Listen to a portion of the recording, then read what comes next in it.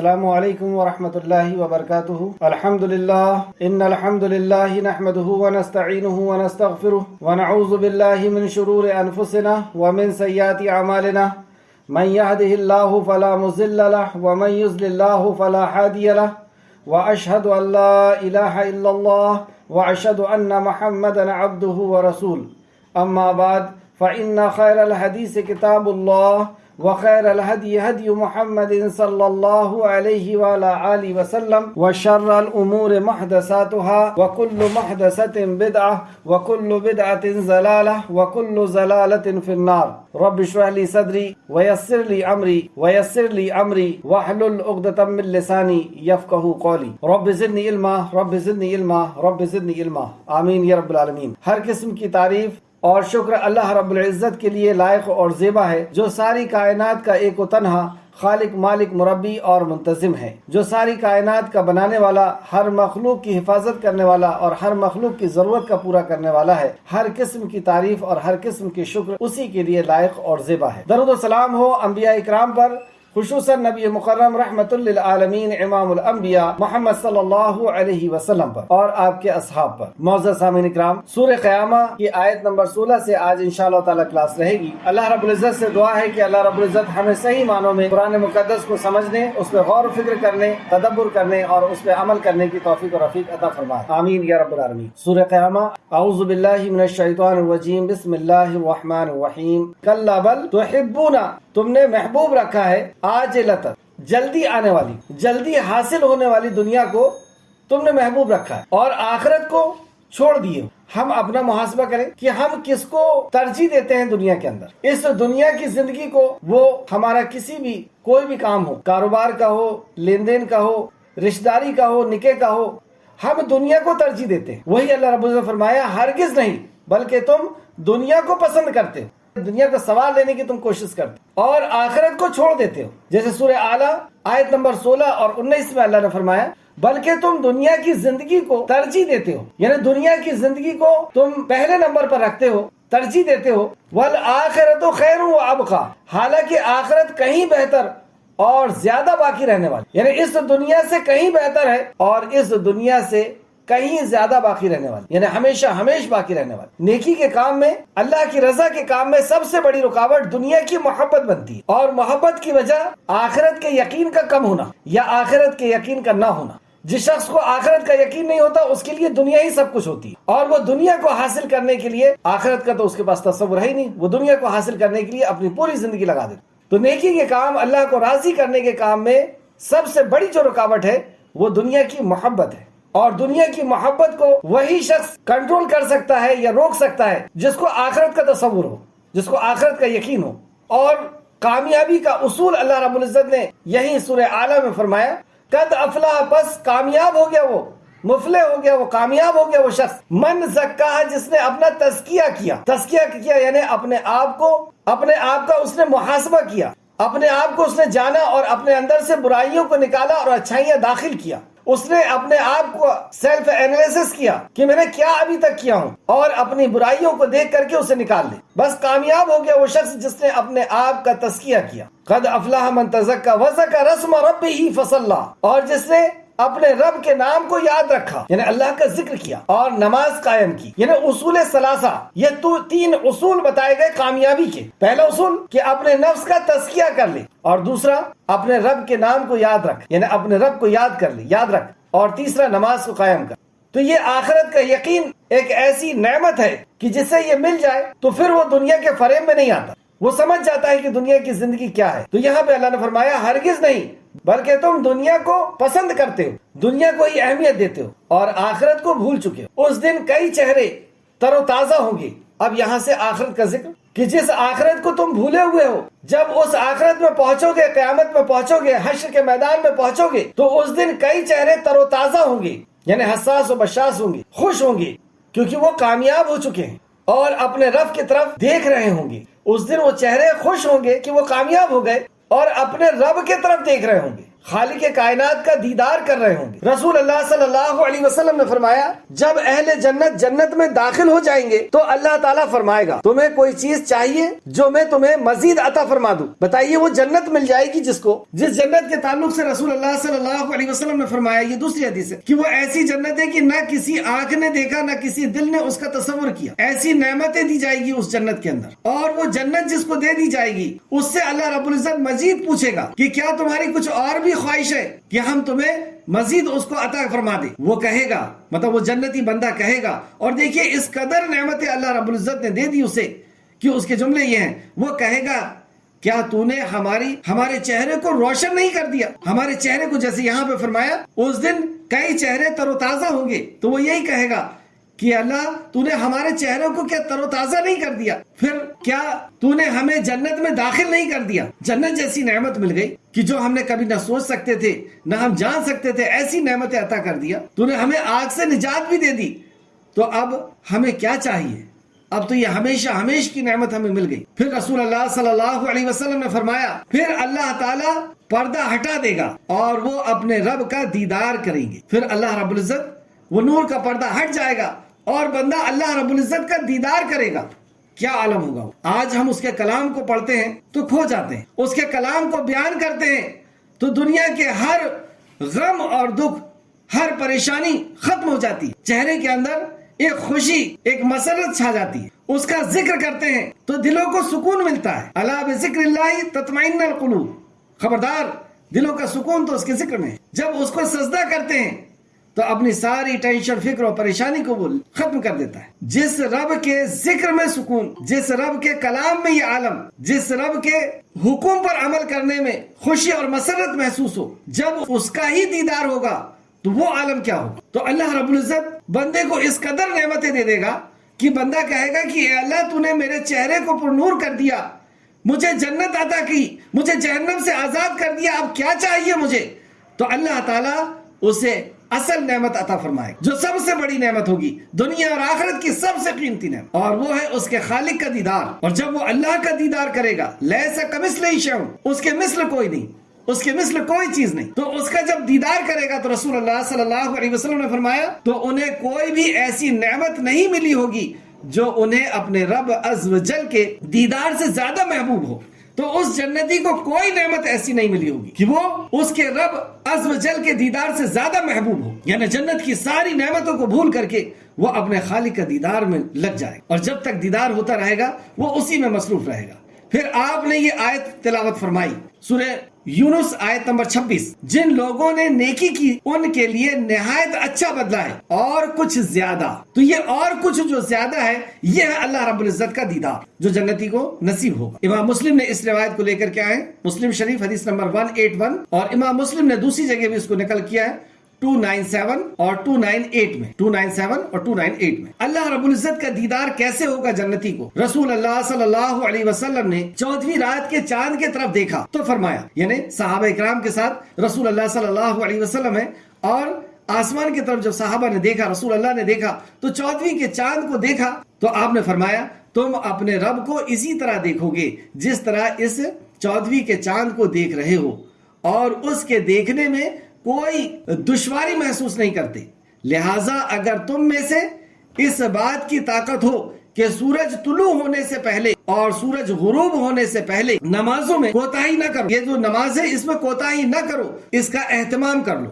سورج غروب ہونے سے پہلے یعنی عصر کی نماز، اور طلوع ہونے سے پہلے یعنی فجر کی نماز، اور یہی دو نماز جو بہت زیادہ بھاری ہوتی۔ فجر کی نماز نیند کا غلبہ ہوتا ہے، اور عصر کی نماز دنیا کا غلبہ ہوتا ہے۔ اسی وقت کاروبار بھی اچھا ہوتا ہے، اور اسی وقت جس کی آپ ملازمت کر رہے ہیں وہ آپ کو پکڑ کر کے رکھے۔ تو یہ دو نمازیں ایسی ہیں جو دنیا اور معافیہ سے زیادہ قیمتی نماز، اس کا اہتمام کرنے کا کہا، اور فرمایا کہ تم اللہ رب العزت کا دیدار اتنا آسانی سے کرو گے جیسے تم 14ویں کے چاند کو دیکھتے ہو۔ یہ بخاری شریف کی حدیث ہے، بخاری اور مسلم دونوں نے روایت کیا۔ بخاری شریف حدیث نمبر 7434، مسلم شریف حدیث نمبر 633۔ ابو ہریرہ رضی اللہ عنہ بیان کرتے ہیں کہ لوگوں نے کہا اے اللہ کے رسول صلی اللہ علیہ وسلم، کیا قیامت کے دن ہم اپنے رب کو دیکھیں گے؟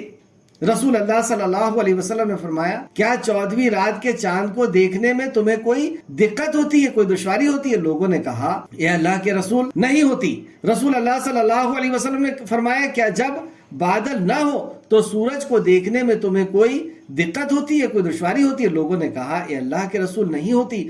رسول اللہ صلی اللہ علیہ وسلم نے فرمایا تو پھر بے شک تم اللہ کو بھی اسی طرح بغیر دقت کے دیکھو گی, اسی طرح تم اللہ رب العزت کا دیدار. جنتیوں کو جو جنت میں جائے گا انہیں اللہ رب العزت کا دیدار نصیب ہوگا.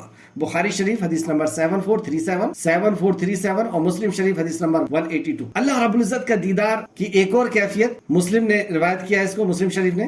جابر بن عبداللہ رضی اللہ عنہ بیان کرتے ہیں رسول اللہ صلی اللہ علیہ وسلم نے فرمایا اللہ تعالی مومنوں پر قیامت کے دن مسکراتا ہوا تجلی فرمائے گا, اور کیسا؟ جیسی اس کی شان کو لائق, اور ہم اس کی کیفیت کو نہیں جان سکتے. لیسا کمثلہ, اس کے مثل کوئی نہیں. تو اس کا جب دیدار ہوگا تبھی ہمیں پتا چلے گا کہ اس کا کیا عالم ہے. مسلم شریف حدیث نمبر 191. آیت پہ واپس آئیں. آج کی کلاس آیت نمبر 20 سے شروع ہوئی تھی. ہرگز نہیں بلکہ تم دنیا کو پسند کرتے ہو اور آخرت کو چھوڑ دیتے ہو, یعنی دنیا کو ہی حاصل کرنے میں تم لوگ لگے ہوئے ہو, دنیا روخی زندگی جی رہے ہو اور آخرت کو بھولے ہوئے. اس دن کئی چہرے تر و تازہ ہوں گے, خبردار ہو جاؤ, مرنے کے بعد تمہیں حاضر ہونا ہے. وہ کامیاب ہو چکے ہوں گے اور اپنے رب کی طرف دیکھ رہے ہوں گے, اپنے رب کا دیدار کریں گے. اور اس دن کئی چہرے اداس ہوں گے, مایوس ہوں گے, سیاہی پتی ہوئی ہوگی, کالک لگی ہوئی ہوگی. تو یہاں پہ فرمایا اس دن کئی چہرے اداس ہوں گے, وہ سمجھیں گے کہ ان سے کمر توڑ معاملہ کیا جائے گا. مطلب اس دن کے منظر کو دیکھ کر کے اور اپنے اعمال کو دیکھ کر کے وہ خود سمجھ جائیں گے کہ ہم نے کیا دنیا میں اندر کما کر کے آئے ہیں, ہم نے اپنی عمر کو کہاں خرچ کیا, اپنی جوانی کو کہاں خرچ کیا, کہاں سے رزق کو کمایا اور کہاں پر اس کو خرچ کیا, اور جو علم تھا اس پہ کتنا عمل کیا. ساری چیز ان کے سامنے ہوگی.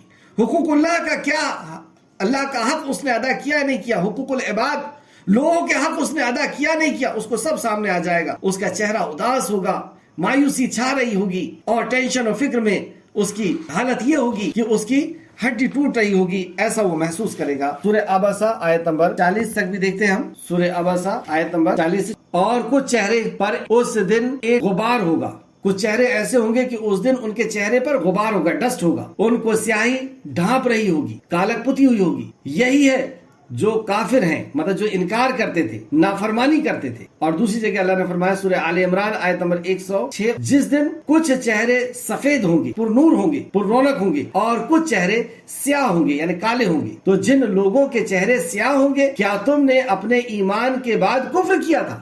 ان سے کہا جائے گا کہ کیا تم نے اپنے ایمان کے بعد کفر کیا, تو عذاب چکھو اس وجہ سے کہ تم نے کفر کیا تھا, اس وجہ سے کہ تم نے کفر کیا. سورہ غاشیہ آیت نمبر 2 اور 4 اس کو بھی آپ دیکھیں. تو یہاں پر بتایا گیا کہ کچھ چہرے وہاں پر تر و تازہ ہوں گے اور کچھ چہرے ایسے ہوں گے جن کے اوپر سیاہی پتی ہوگی. آیت نمبر 26 کلا اذا بلغت التراق, ہرگز نہیں جب جان حصری تک پہنچ جائے گی. یہاں سے موت کا تذکرہ شروع ہو رہا ہے کہ جب موت انسان کو آتی ہے تو اس کا کیا عالم ہوتا ہے, اور موت کے وقت یقین انسان کو کیسے آ جاتا ہے, ہر چیز کا اسے یقین آ جاتا ہے. اور یہ سب ہم سب کے ساتھ ہونا ہے. یہ وقت, یہ گھڑی میرے ساتھ بھی آنا ہے, آپ کے ساتھ بھی آنا ہے, اس سے کوئی نہیں بچ سکتا. اور یہ ایسی سچائی ہے کہ جس کا انکار, جس میں اختلاف کسی نے نہیں کیا. لوگوں نے ہر چیز پر اختلاف کر لیا لیکن موت پر کسی نے اختلاف نہیں. تو یہی وہ موت ہے, اور جب یہ موت آئے گی تو اس کا منظر اللہ رب العزت بتا رہا ہے.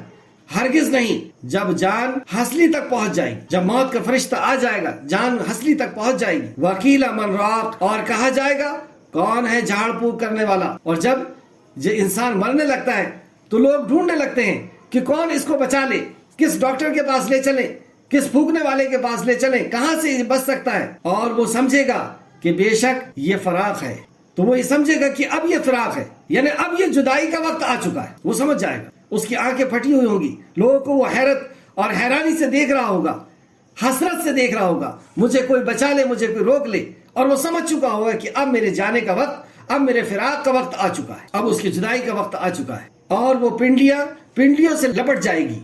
اب وہ ایسا بے بسی کا وقت ہوگا کہ اس کا پیر آپس میں مل کر کے پنڈلی سے پنڈلی پھنس گئی ہے, یا چپک گئی ہے, یا رگڑ رہی ہے, یعنی اب اس کے اندر جان باقی نہیں رہی، اب اس کی رخصتی کا وقت ہے اور اس کی پنڈلی پنڈلی سے لپٹ جائے گی۔ اس دن آپ کے رب کی طرف چلنا ہوگا، اس دن آپ کے رب کی طرف چلنا ہوگا۔ سورہ انعام میں بھی اللہ رب العزت نے فرمایا، سورہ انعام آیت نمبر 60 سے 62، اور وہی اپنے بندوں پر غالب ہے، وہی اللہ اپنے بندوں پر غالب ہے اور وہ تم پر نگران بھیجتا ہے، یعنی وہ فرشتے بھیجتا ہے تاکہ جب تمہاری کسی ایک کی موت آئے تو ہمارے بھیجے ہوئے قبض کر لیتے ہیں۔ مطلب وہ اللہ رب العزت فرشتوں کو بھیجتا ہے اور جب تم میں سے کسی کی موت آتی ہے تو وہ فرشتے اسے قبض کر لیتے ہیں، اس کو اس کے جسم سے اس کی روح کو نکال لیتے ہیں۔ دیکھیے یہ جسم کیونکہ اس زمین میں رہنا تھا تو زمین کا جیسا ماحول ہے یا ایٹماسفیئر ہے اس طریقے سے جسم کو بنایا گیا زمین میں رہنے لائق ہی ہو جائے، اور اوپر سے روح لا کر کے اس کے اندر ڈالی گئی، اور اصل جو چیز ہے وہ روح ہے، اور روح اور جسم کا ملنا یہ زندگی ہے۔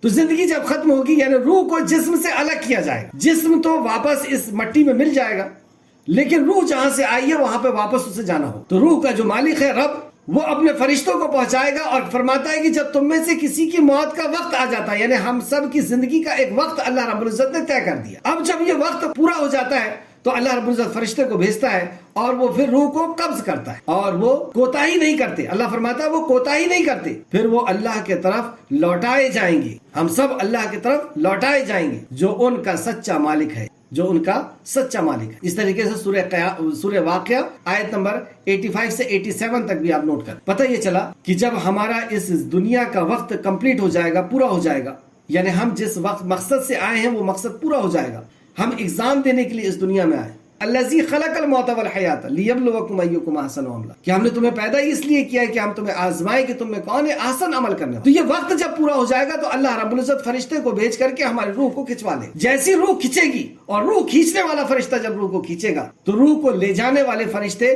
دور سے دیکھ کر کے اس کے قریب پہنچ جائیں۔ اگر نیک روح ہوگی تو نیک روح کو لے جانے والا فرشتہ اس روح کو لے گا اور جنت کے لباس میں سے یعنی جنت کے کفن میں سے ایک کفن میں اسے لپیٹ لے، اس کے اندر بیش قیمتی خوشبو آ رہی ہوگی۔ جب اسے لے کر کے وہ اوپر چڑھے گا تو فرشتے پوچھیں گے یہ کون قیمتی روح ہے، وہ کہے گا یہ فلاں بن فلاں ہے، یعنی اس کے اور اس کے والد کے نام کے ساتھ اس کو پکارا جائے، اور اس طرح سے وہ آسمان کی طرف چڑھتا رہے گا اور فرشتے اس کو پوچھتے رہیں گے اور اس کا اس طریقے سے استقبال ہوتا ہوا وہ پہلے آسمان پہ پہنچے گا، کیونکہ یہ نیک روح ہے اس کے لیے آسمان کا پہلا دروازہ کھول دیا گیا، دوسرا دروازہ کھول دیا گیا، تیسرا، اور ہر جگہ اس کی اسی طریقے سے عزت ہوگی اور یہ 7ویں آسمان تک پہنچ جائے۔ اللہ رب العزت فرمائے گا اس نیک بخت کو علیین میں لکھ دو، تو 7ویں آسمان کے اوپر علیین میں اس کو درج کر دیا جائے، اور پھر اللہ رب العزت فرمائے گا کہ اس کو قبر کی طرف واپس لے کر کے جاؤ اور اس کے سوال و جواب ہونا ہے، تو پھر اس کو قبر کے پاس واپس لے کے آیا جائے گا اور وہاں پر اس کا پھر سوال و جواب ہوگا۔ فرشتے آئیں گے اور اس سے پوچھیں گے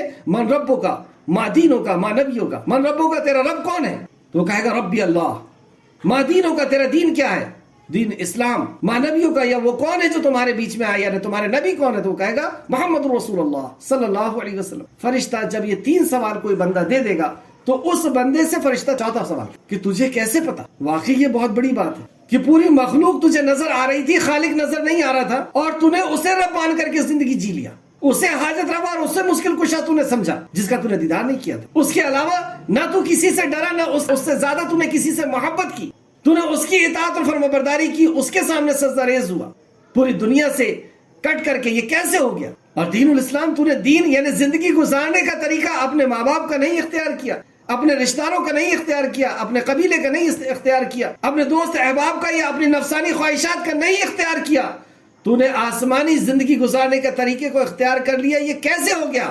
کیسے ہو گیا یہ کہ کروڑوں اور اربوں لوگ تھے، اس میں سے ڈھونڈ کر کے تو نے نکال لیا محمد الرسول اللہ صلی اللہ علیہ وسلم۔ تو فرشتہ صرف یہ کہے گا کہ تو نے اس کا جواب کیسے دے دیا؟ تو بندہ کہے گا کہ میں نے قرآن پڑھ لیا، میں نے اس کی تصدیق کر لی، میں نے اس پر ایمان لیا ہے۔ اللہ اکبر! تو قرآن کے بغیر وہاں کبھی جواب نہیں دے پائے۔ بہرحال ایک دوسرا شخص ہے جس کی روح کھینچی گئی اور وہ بدبخت شخص ہے، اس نے اپنی پیدائش کے مقصد کو پورا نہیں کیا، جس وجہ سے اس کو دنیا میں بھیجا گیا تھا اس مقصد کو اس نے پورا نہیں کیا، اور جو چیز اپنی پیدائش کے مقصد کو پورا نہیں کرتی اسے تہ و بالا کر دیا جاتا۔ تو جیسی اس کی روح نکالی گئی تو دور سے جو فرشتہ دیکھ رہا تھا وہ قریب پہنچا، اسے لے گا اور وہ ایک ٹاٹ کے بدبودار کفن میں اس لپٹے گا اور لے کر کے جب اوپر چڑھے گا تو فرشتے پوچھیں گے یہ کون بدبخت ہے، یہ ایسی بدبو آنے والا شخص کون ہے؟ تو اسے اور اس کے باپ کے نام کے ساتھ اس کو پکارا جائے، اور یہ سب ہمارے ساتھ ہو۔ اگر ہم نے آج پیدائش کے مقصد کو پورا کر لیا تو ضرور ہمیں جنت کے کفن میں لپیٹ کر کے لے جایا جائے، اور ورنہ یہ دونوں میں سے ایک منظر ہمارے سامنے آنا ہے، تیسرا اور کچھ نہیں۔ اور اسی طریقے سے اس کو ملامت ہوتے رہے گی فرشتوں کی، اس کے ساتھ اور اس کے والد کے نام کے ساتھ، اس کے باپ کے نام کے۔ اور جب پہلے آسمان تک پہنچے گا تو دروازہ کھولا نہیں جائے گا، اسے وہیں سے حکم ہوگا کہ اسے سجین میں پہنچا دو۔ سجین ایک دفتر، وہاں پر اس کو درج کرو۔ اور سجین کہاں ہے؟ سجین ساتوں زمین کے نیچے، اور علین ساتوں آسمان کے اوپر۔ یہ اس کی بلندی، یہ اس کے عمل سے اللہ رب العزت خوش ہو کر کے اس کو علین میں اس کو درج کیا، جس نے اللہ رب العزت کے حکم کو پورا کیا، نبی مکرم کے فرمان کو پورا کیا، اور جس نے اسے کھیل اور تماشا سمجھا، دنیا کی زندگی کو ہنسی اور کھیل سمجھا اور دنیا کو ہی سب کچھ سمجھ لیا، اسے سجین میں یعنی سات و زمین کے نیچے لے جا کر کے اسے وہاں پر یہ اس کی پستی بتائی جا رہی ہے، یہ اس کی تباہی، اس کی بربادی بتائی جا رہی ہے۔ اور وہاں پہ جب اس کو درج کیا جائے گا اور وہاں سے پھر اس کو لایا جائے گا اور پھر قبر میں پہنچایا جائے گا، اور پھر قبر میں پوچھا جائے گا اس سے سوال، ما دین، تیرا رب کون ہے، تیرا دین کیا ہے؟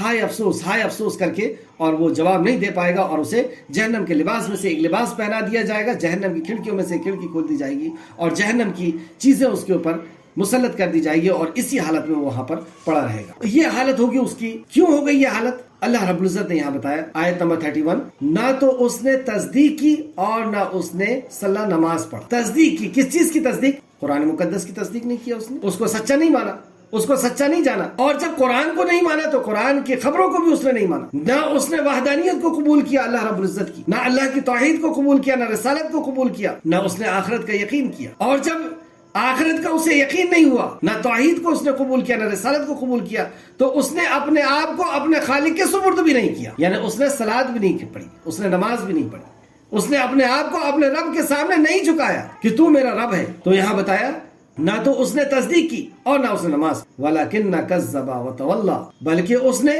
حق کو جھٹلایا اور منہ موڑا، اس نے حق کو جھٹلایا اور منہ موڑا، پھر اپنے اہل و عیال کے پاس اکڑتا ہوا چلا گیا۔ منظر آپ سمجھ رہے ہیں، رسول اللہ صلی اللہ علیہ وسلم دعوت دے رہے ہیں، اسے ایک رب کی طرف بلا رہے ہیں، اسے رسالت کی طرف بلا رہے ہیں، اس کو آخرت کی طرف بلا رہے ہیں، اس کو کلام کی طرف بلا رہے ہیں اللہ کی۔ اور اس کا طرز عمل کیا ہے؟ نہ تو اس نے تصدیق کی اور نہ اللہ رب العزت کی عبادت کے لیے وہ تیار ہوا، بلکہ اس نے حق کو جھٹلایا اور منہ موڑا، رسول اللہ صلی اللہ علیہ وسلم سے منہ موڑا، آپ کی تعلیمات سے منہ موڑا، اور پھر اپنے اہل و عیال کی طرف اکڑتا ہوا چلا گیا۔ جیسے مطففون میں اللہ رب العزت نے فرمایا، سورہ مطففون آیت نمبر 31، اور جب وہ اپنے گھر والوں کے طرف لوٹے تو اتراتے ہوئے لوٹتا ہے، اور جب وہ اپنے گھر والوں کی طرف لوٹتا ہے یعنی نبی مکرم کو منہ دکھا کر کے، منہ چڑھا کر کے یا گردن کو جھٹک کر کے، اور ایسے کئی واقعات آپ دیکھیں گے مکی صورت کے اندر کہ رسول اللہ صلی اللہ علیہ وسلم دعوت دے رہے ہیں اور مشرکین مکہ آپ کو اس طریقے سے تکذیب کرتے ہوئے، ہنسی مذاق کرتے ہوئے اور اپنے گھر کی طرف اتراتے ہوئے وہ جاتا ہے۔ سورہ انشقاق میں بھی اللہ نے فرمایا، سورہ انشقاق آیت نمبر 13 سے 15،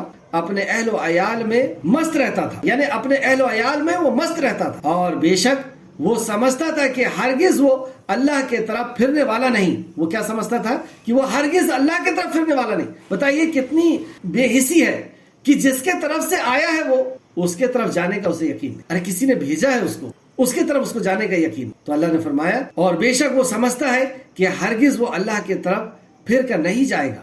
کیوں نہیں؟ بے شک اس کا پروردگار اس کو دیکھ رہا، اس کا پروردگار اس کی اس حرکت کو کہ وہ اللہ کے کلام سے منہ موڑتا ہے، رسول اللہ کے فرمان سے منہ موڑتا ہے، اس کی تعلیمات سے منہ موڑتا ہے، اللہ رب العزت اسے دیکھ رہا۔ آیت نمبر 34، تیرے لیے ہلاکت پھر ہلاکت ہے، ثم اولی لک فاولی، پھر تیرے لیے ہلاکت پھر ہلاکت ہے، 4 بار۔ ابن عباس رضی اللہ عنہ سے کسی نے پوچھا اس آیت کی تفسیر کے تعلق سے، تو آپ فرماتے ہیں کہ نبی کریم صلی اللہ علیہ وسلم نے ابو جہل کو پکڑا اور اسے کہا، اولا لک فاولا ثم اولا لک فاولا، تیرے لیے ہلاکت پھر ہلاکت ہے، پھر تیرے لیے ہلاکت پھر ہلاکت ہے۔ تو اللہ رب العزت نے اس آپ کی بات کے جیسی ہی بات آسمان سے نازل فرما دی اور اسے قرآن میں، مطلب آپ نے جو بات ابو جہل کو کی تھی، اللہ رب العزت نے وہی نازل کر کے اسے کلام بنا دیا۔ تفسیر ابن کثیر جلد نمبر 6 اور صفحہ نمبر 186۔ یہ ابو جہل کا اور ابو جہل کے کردار کے جو لوگ قیامت تک آئیں گے، اس کی سوچ کے جو لوگ قیامت تک آئیں گے، ان سب کی طرف خطاب کہ تم نے دنیا کو ہی سب کچھ سمجھ لیا ہے، اور سب کچھ جاننے کے باوجود کہ تمہارا خالق کون ہے، کس نے پیدا کیا، کیسے پیدا کیا، کہاں تم جانے والے ہو، اس کے بعد بھی تم نے دنیا کو سب کچھ سمجھا ہے تو تمہارے لیے ہلاکت ہے، ہلاکت ہے، ہلاکت ہے اور ہلاکت۔ کیا انسان سمجھتا ہے کہ وہ یوں ہی چھوڑ دیا جائے؟ یہاں پر میں اور آپ، ہم اپنے آپ کو رکھ کر کے اس آیت کو سوچیں کہ یہ ہم سے خطاب کیا جا رہا ہے، اور واقعی ہم سے خطاب کیا جا رہا ہے۔ ایحسب الانسان، کیا انسان نے یہ حساب لگا لیا ہے ان یترک سدی، کہ وہ یوں ہی چھوڑ دیا جائے گا، مطلب دنیا میں جیسے چاہے ہم جی لیں اور ہمیں یوں ہی چھوڑ دیا جائے گا؟ کیا ہم نے یہ حساب لگا لیا ہے؟ دوسری جگہ اللہ رب العزت نے فرمایا سورہ مومنون، کیا تم نے یہ گمان کر لیا ہے کہ ہم نے تمہیں بے مقصد پیدا کیا؟ کیا تم نے یہ سوچ لیا، تم نے یہ گمان کر لیا کہ ہم نے تمہیں بے مقصد پیدا کیا؟ ذرا دنیا کے اوپر نظر ڈال کر کے دیکھیں کہ ایسی کون سی چیز ہے جو بے مقصد پیدا کی گئی؟ ایک گھاس کے تنکے سے لے کر کے بلند آسمان تک، ایک چیونٹی سے لے کر کے ہاتھی تک، ایسی کون سی مخلوق نظر آ رہی ہے جو بے مقصد پیدا کی گئی ہے؟ خالق کائنات نے کوئی چیز بے مقصد پیدا نہیں کیا، ہر چیز کی پیدائش کا کوئی مقصد ہے، اور گھوم پھر کر کے ہر چیز حضرت انسان کے لیے پیدا کی گئی۔ تو انسان کو بے فائدہ پیدا کیا گیا ہے، یہ کیسے تم نے گمان کر؟ انسان کو بس یوں ہی پیدا کر لیا گیا ہے، یہ کھا پی لے اور کچھ بچے ہو جائیں، بس اس لیے تم کو پیدا کیا گیا؟ اگر اس لیے پیدا کیا گیا ہے اولادوں کے لیے، تو تم میں سے کوئی بے اولاد نہیں ہوتا۔ اگر یہی مقصد تو تمہاری پیدائش، اگر روٹی کپڑا مکان ہی تمہاری پیدائش کا مقصد تھا تو یہ مل جانے کے بعد کوئی مرتا نہیں۔ 60-70 سال میں انسان زندگی بھر کماتا ہے اور ایک گھر ہوتا ہے اور ایک اچھا سا سب سیٹ ہوتا ہے، اور پھر اس کے بعد وہ مر جاتا ہے۔ تو مر کیوں رہا ہے وہ؟ یعنی اس کے لیے نہیں پیدا کیا، اولادوں کے لیے نہیں پیدا کس لیے کیا گیا؟ اللہ فرماتا تو کیا تم نے گمان کر لیا ہے کہ ہم نے تمہیں بے مقصد ہی پیدا کر دیا ہے؟ اور دوسرا جملہ بھی سنیں، اور یہ کہ تم بے شک ہمارے طرف لوٹائے نہیں جاؤ گے۔ کیا تم نے یہ گمان کر لیا تھا کہ تم اللہ کی طرف لوٹائے نہیں جاؤ گے؟ اللہ اکبر۔ اور یہاں فرمایا ایحسب الانسان ان یترک سدی، کیا انسان سمجھتا ہے کہ وہ یوں ہی چھوڑ دیا جائے گا؟ اسے بے مقصد پیدا کیا گیا۔ انسان کو اللہ رب العزت اس کی حقیقت بتا کہ تو کیا تھا، تجھے کہاں سے تراشا گیا، اور جس نے اس انداز میں اور اس جگہ سے جو تجھے تراشا، کیا وہ منی کا ایک نطفہ نہیں تھا کہ جو رحم میں ٹپکایا گیا تھا؟ کیا تھا تو؟ ایک ذرہ، اور اتنا چھوٹا ذرہ کہ ہم ایسی آنکھ سے اس کو دیکھ بھی نہیں سکتے جسے مائکروسکوپ میں دیکھا جا سکتا۔ تو اللہ نے ہماری حقیقت بتائی کہ تو کیا تھا۔ پھر اللہ فرماتا ہے ثم کان علقہ، اور پھر ہم نے تجھے علقہ بنایا، ایک گوچ یا خون کا ایک لوتھڑا بنایا، فخلق فسوى، اور پھر اللہ نے پیدا کیا اور اس کی نوک اور پلک بنا دی، اس کی نوک اور پلک کو سوار دیا، اس سے جوڑے بنائے، زوجین بنائی، وذکر والانثى، اور ذکر مرد اور عورت بنایا، فیمیل اور میل بنایا۔ اللہ اکبر۔ اس ایک چھوٹے سے قطرے میں اللہ رب العزت نے یہ پورا نظام رکھا اور میل اور فیمیل بنایا، اور جس نے یہ عظیم خلقت یا یہ عظیم مخلوق کو جس نے پیدا کیا اور ایسے حقیر قطرے سے، وہ کیا اسے دوبارہ پیدا کرنے پہ قادر نہیں؟ کیا وہ اللہ اس بات پر قادر نہیں کہ وہ مردوں کو زندہ کر دے؟ وہ اللہ جس نے تمہیں ایک قطرے سے تمہیں وجود بخشا، تمہارا نام و نشان نہیں تھا، وہاں سے تمہیں وجود بخشا اور تمہاری پور ٹھیک کر دیا، اور تمہیں سوار کر کے تمہیں اس دنیا کے اندر لے آیا، تمہیں میل اور فیمیل بنا دیا، تمہیں جوڑے والا بنا دیا، کیا وہ اس پر قادر نہیں کہ تمہیں پھر سے وہ پیدا کرے؟ تو اللہ رب العزت نے یہاں پر ہمیں یقین دلایا۔ اور پوری کلاس میں ایک بات آپ نے غور کیا ہوگا کہ مشرکین مکہ مرنے کے بعد کی زندگی کا انکار کر رہے ہیں، اور اللہ رب العزت نے مرنے کے بعد کی زندگی کا یقین دلایا، دنیا کو دکھا کر کے اور اپنی قدرت کو دکھا کر۔ یہاں پر